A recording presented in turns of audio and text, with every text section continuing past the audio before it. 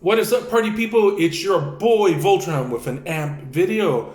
So you guys all know who the SEC is. You guys know who Gary Gnu is. And you guys know all the headaches that Gary Gnu caused in the crypto world, the headache that they caused Flex the Network when they decided to name the AMP token specifically. Even though there's no issues between Flex the Network and the SEC, just the fact that Gary Gnu decided to name him gave him a headache. It got them delisted from a couple of exchanges.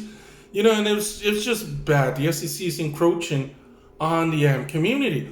But I was reading an article, and you're starting to see some interesting things. The Judge Wiles, doesn't seem to be very happy with the SEC. You know, he's asking, hey, what are your guidelines? What are your rules? And when he asked them that, they don't seem to have an answer for it. And they're like, well, what is your case based on? Well, we think this is a security. We think this could be a security. This feels like a security. It's starting to look like a security. And the judge is like, starting to feel, look, could be. That's not how the law works.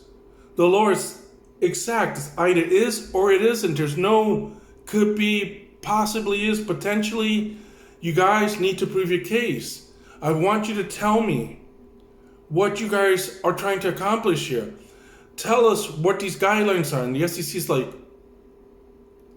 we don't want to do this in a public forum. Can we just do like some little sidebar and I'll tell you in your ear, but don't let anyone know. And the judge is like, no, if you're going to say something, you need to let the public know. It's got to be in a public forum. And then he starts to talk that, hey, you know, why is it that you guys are claiming this and the Commodities Future Trading Commission is saying the opposite? So you guys are at odds. So the judge is seeing this, that the SEC has no real guidelines, that there are opposing views between different government agencies.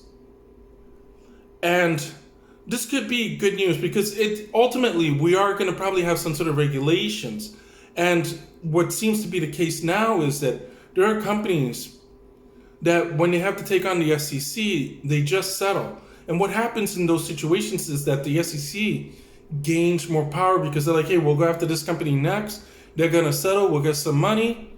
And then we'll go on to go after the next company. But the companies that have decided to fight the SEC are starting to put the SEC in a corner and expose them and show them, hey, the SEC is encroaching not only on us, but the entire crypto world.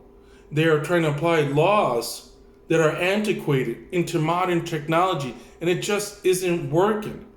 So this is good news, and hopefully we can see that the SEC has encroached and the judge tells them, hey, you guys need to stop.